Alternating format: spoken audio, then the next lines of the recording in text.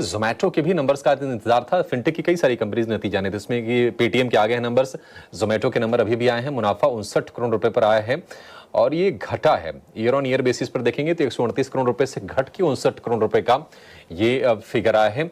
नतीजों के बाद हम देख रहे हैं कि थोड़ा थोड़ा प्रेशर था, तो अनुमान जो भी थे, स्ट्रीट के एक्सपेक्टेशन जो भी थे, उससे थोड़े से कमजोर नंबर्स। हालांकि जोमेटो के भाव को हमने देखा कि लोअर लेवल पर बाइंग जोमेटो में भी लौटी थी, 250 रुपए के आसपास, 225 रुपए तक गिरा, वहां से 250 रुपए तक की जर्नी तय की थी जोमेटो ने। 66.5% मुनाफा इसका घटा है और 59 करोड़ रुपए रह गया है। थोड़ी सी निराशाजनक। देखते हैं कि आय वगैरह के फिगर किस तरह के आते हैं, मार्जिन कैसे रहते हैं। लेकिन इस पर एक राय आपसे मयूरेश जी चाहिए, जोमेटो गिरावट पर खरीदना है या फिर अब जो खबरें चल रही हैं कि कंपटीशन बढ़ गया है, कंपनीज को डिस्काउंट ज्यादा ऑफर करना पड़ रहा है कंपटीशन का सामना करने के लिए, वो चिंताएं रहेंगी इस शेयर के लिए? दोनों पहलू है। पहली चीज, आई थिंक कंपटीशन के मद्देनजर क्या प्राइसिंग में डिफरेंस मिलेगी, स्पेसिफिकली प्लेटफॉर्म फीस को लेके। आई थिंक ये देखना बहुत लाजमी होगा। बट मेरे खुद के अनुमान में अगर आप कंपटीशन देखें, and what you are talking about, Amazon हो, रिलायंस रिटेल हो, डीमार्ट हो, टू अ सर्टेन एक्सटेंट, ये आई थिंक एक सर्टेन ज्योग्राफी सेंट्रिक रह सकते हैं। Even for Amazon and Reliance, I think ये पायलट प्रोजेक्ट्स रन कर सकते हैं। Reliance retail is already running a pilot project. तो कहीं ना कहीं I think they will not go on a big scale, क्योंकि बिग स्केल में जाना यानी कैश बर्न करना है, and these companies have very well seen that over the past few years. काफी समय लगता है लॉसेस रिकू करने के लिए, ये बिजनेस मॉडल सेट करने के लिए काफी समय लगता है। Dark stores, logistic requirements, and it takes really long time to probably establish yourself. तो कहीं ना कहीं आई थिंक नए प्लेयर जरूर आ सकते हैं, बट पूरे स्केल में आना थोड़ा मुश्किल लगता है। दूसरा, I think specifically in lines of businesses, quick commerce has started doing well for Zomato. Hyper pure कैसे लॉसेस रिस्ट्रिक्ट करता है, ये देखना लाजमी होगा।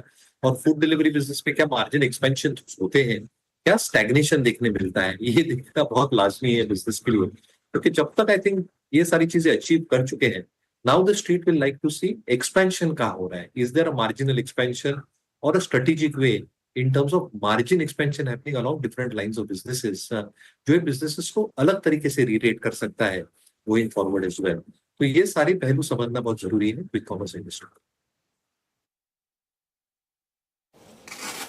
नहीं, बहुत ही बारीकी से एनालिसिस किया ऋषि जी ने इस पूरे स्पेस का। और जोमेटो हम देख रहे हैं कि हर पैरामीटर पर नतीजे फिलहाल कमजोर दिख रहे हैं, चाहे वो प्रॉफिट हो या फिर एबिटा हो यानी कामकाजी मुनाफा हो, वहां पर भी डेंट है। आय जरूर 12.5% घटी है, लेकिन जो मार्जिन की उम्मीद थी कंपनी से, वो मार्जिन के मोर्चे पर काफी ज्यादा निराशा हासिल हुई। और जो चर्चाएं चल रही थी कि क्या कंपटीशन के चक्कर में प्राइसिंग पे डेंट लगेगा, क्या मार्जिन सप्रेस होंगे, वो आंकड़ों में दिख रहा है। क्योंकि उम्मीदें थी कि 5% के आसपास का मार्जिन आएगा, कंपनी ने रिपोर्ट किए हैं शायद 3% के आसपास के मार्जिन। एक बार डेटा, जी हाँ बिल्कुल, 4.7% से घटकर 3%, तो ये 0.25%, ये बड़ा इसमें कट है मार्जिन में, और ये चीज निश्चित तौर पर परेशान करेगी।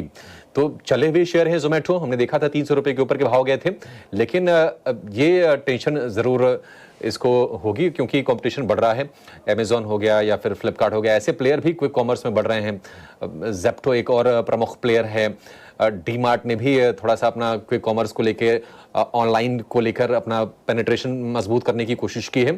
तो ये सारी चीजें इस पूरे स्पेस में, स्पेस ठीक है, ग्रो करेगा, लेकिन अल्टीमेटली आपको बिजनेस में देखना होगा कि कितने वो प्रॉफिट जनरेट करने और किस मार्जिन पर कर रहे हैं।